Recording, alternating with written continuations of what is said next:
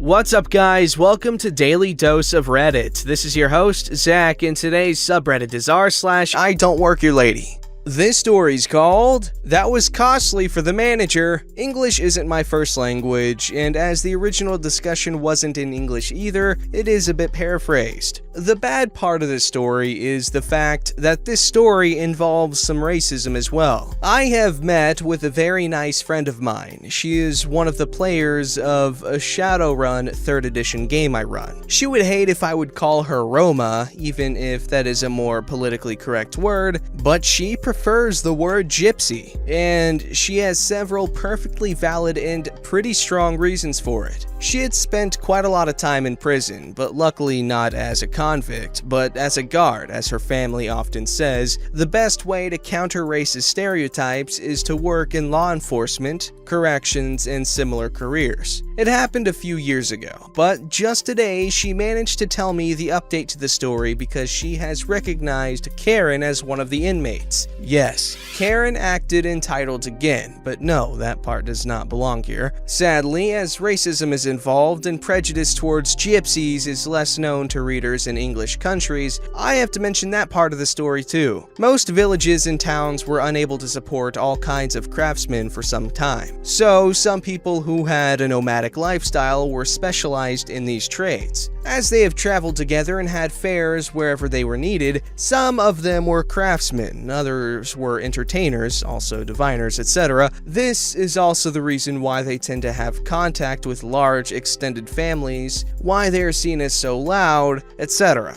So that is how some of them are good at cursing, and that is why you see their wagons in horror movies. Their presence is part of our culture, and when you visit some older famous Hungarian restaurant and hear some Hungarian music, that is often gypsy music. As they have traveled a lot, some of the gypsy dishes are very interesting variations of Hungarian dishes. They often make good food from cheaper ingredients. Also, their economy often recycled plenty of broken junk that was left out for them. When they were forced to settle by the communist regime, that created a lot of conflicts due to different lifestyles. Also, as trying to collect junk to recycle and actual stealing were seen as similar, quickly too many of them ended up with criminal backgrounds, being poor, etc. But sometimes, theft and violence ended up as we versus them conflicts, which led to prejudice, sometimes segregation. So this made integration pretty hard for some. Gypsy people who work in law enforcement are very important not only to counter some stereotypes, but because they can help stop us versus them type of portrayal of problems. They can explain that when someone steals from people, creates problems, and pulls out the race card and the us versus them narrative, that is a source of racism. They are overrepresented in prison's party for this reason too. They don't commit more crimes than anyone else. Maybe if we count software piracy, some white-collar crimes, some traffic-related crimes, they commit less. But the us versus them justification and poor human victims, their loudness, etc., make them look bad. And in us versus them justification, that mentions the race of the victim of petty theft is seen as worse than shoplifting of similar value. So here's the cast. There's me, my friend, Karen, also called Miss Insignificant, Stupid Manager, Security Guard, Police Officer 1, Police Officer 2. Both I and my friend dress casually, so we really didn't look like store employees. I am a big guy, tall and overweight, not as overweight as some obese guys you see overseas, but it slows me down. So even if I am relatively tall, closer to 190 centimeters than to 180 centimeters, and around 100 kilograms, I move a bit slowly, so not that intimidating. My friend is shorter. As she is a woman, even her around 170 centimeter muscular body is above average height. So she was a bit taller than Karen, who was more like 160 centimeters or less. Yet, even if my friend is a woman, she can be very intimidating.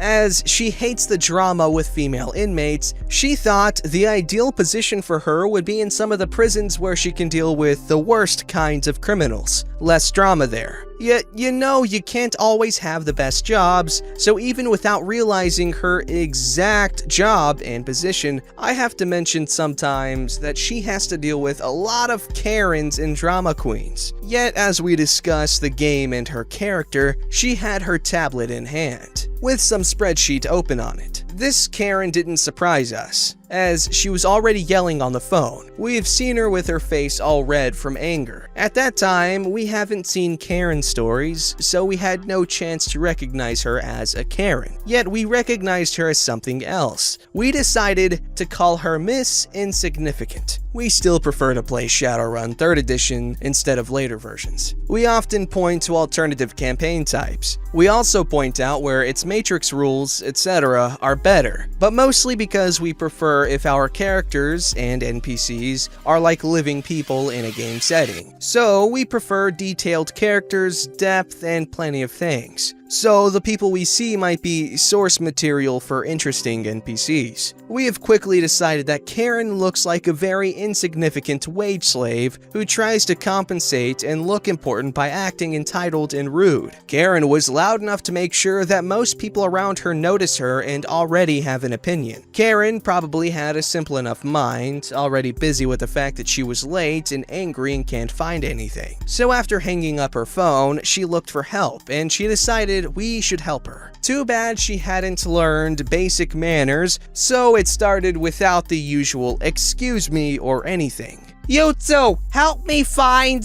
blank and blank now. As my friend was busy on her tablet, it was my time to reply. We don't know where it is, we don't work here, and we don't have time to help you. Do you know who I am? No customer service smile from me. I don't know who she is, but I am sure she is very unimportant. Probably an unimportant secretary or similar, not sure. Worst of all, she, like most of the Karens we have read about, decided not to listen. I begin to reply, someone who hasn't learned. She proceeded to slap me. She probably didn't want to hear about how she hadn't learned a few things, manners included. So I was shocked, but also getting angry at this time. Well, Hungarian is quite a colorful language, but when it comes to cursing, gypsies, and especially gypsy women, can be far more colorful and skilled. And some of their cursings are, well, actual curses. They often name demons responsible for various diseases from anthrax to leprosy. Yet, even her colorful cursing usually doesn't name stroke from all the anger and entitlement. She wasn't in her work-related mindset yet, as it was a bit shocking and unexpected. That was the moment when Karen decided to grab her tablet and yell, "Now that you don't have that stupid distraction, you should—" As it was a surprise move again, she succeeded, and she quickly even forgot her own shopping needs and everything. Her simple mind was focused on winning, on the conflict over the tablet, and how she wants to prove she is someone superior. It is bad. My first reaction was to try to record everything. Too bad, even if we can try to hold her back till the police arrive, we aren't allowed to use any violence that might hurt her to get the tablet back.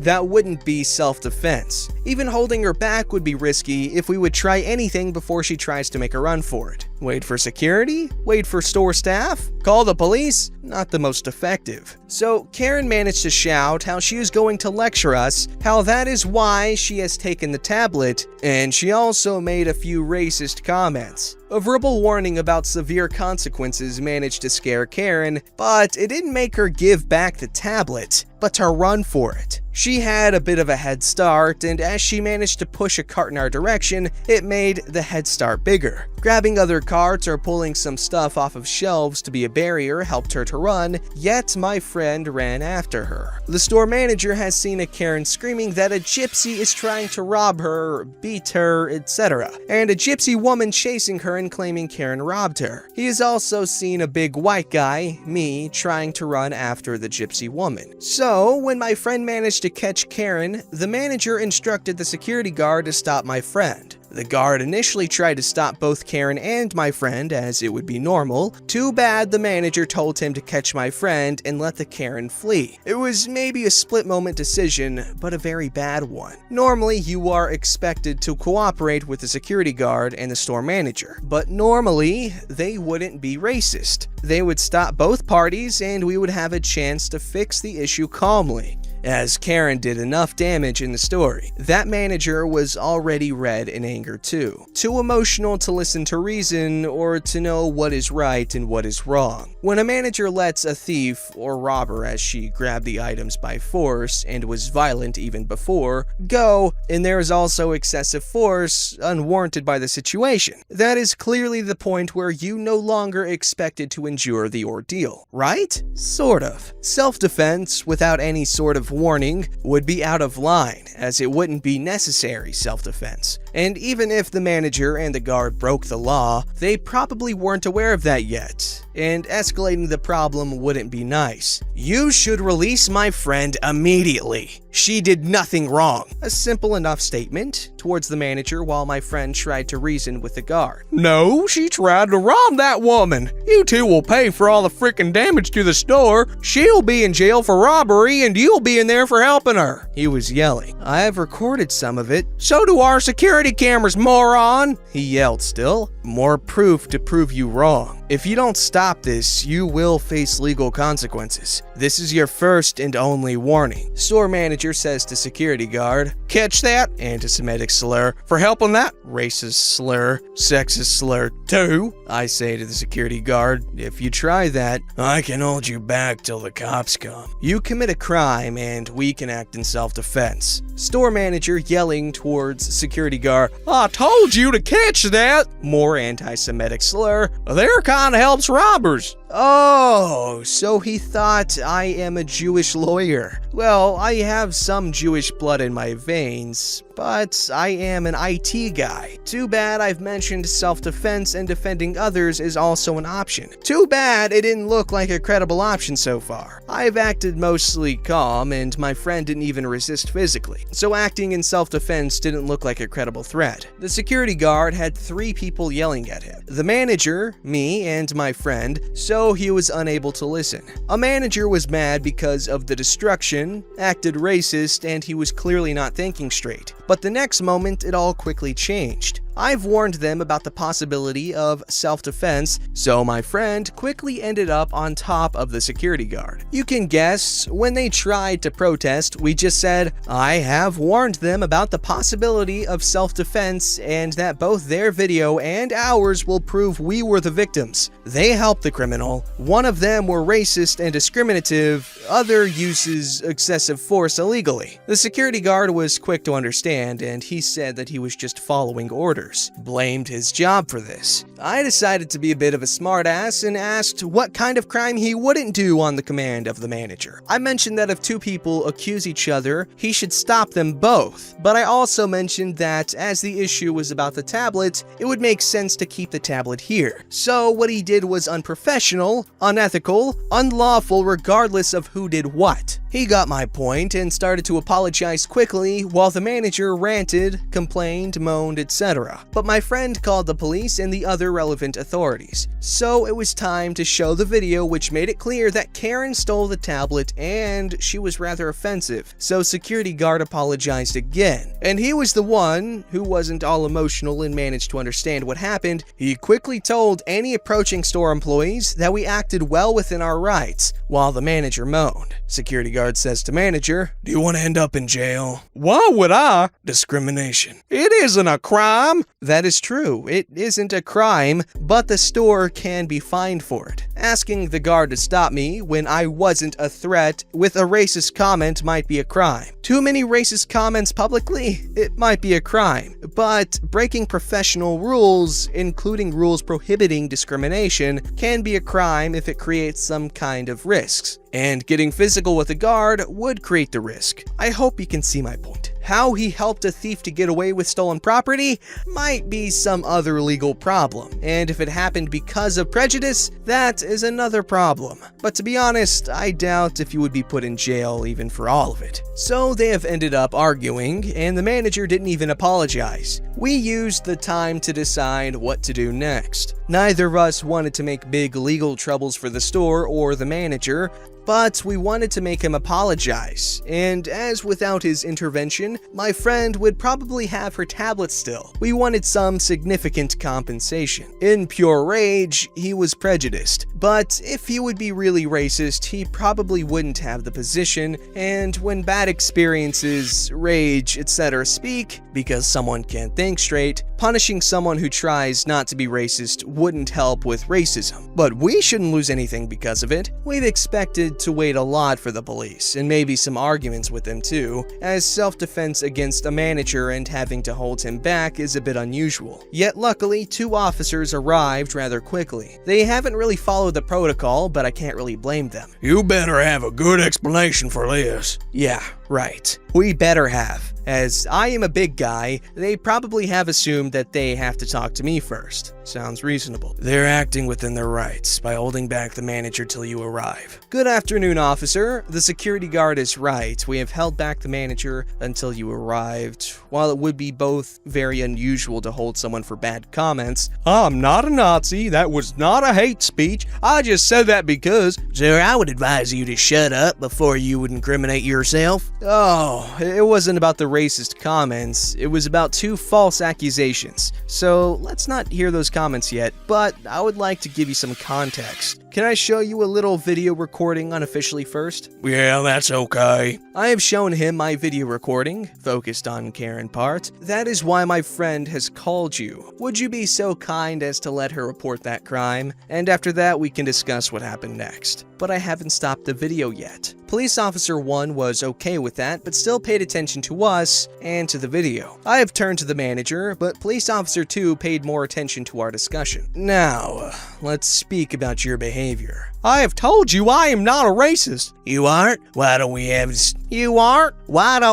the stolen tablet and the thief here then? Why have you accused the victims? I haven't heard an apology from you. You don't try to make anything right. Yet they are still trying to give you chances to fix it without worse consequences. But he learned it is better for him. He is willing to compensate us for both the lost tablet, the lost data, and for his behavior. If the police would get involved officially and his bosses would learn about that part, that would be much worse for him. He would spend far more on lawyers than what he would have to pay for us, if he's willing to compensate for everything and make the problem go away. At first, he wanted to buy a tablet, because we lost one, and some expensive drinks for his behavior. But it ended up with a tablet of our choice in a reasonable range. Still a significant upgrade over the lost one. The new tablet was a Surface. It was the right choice.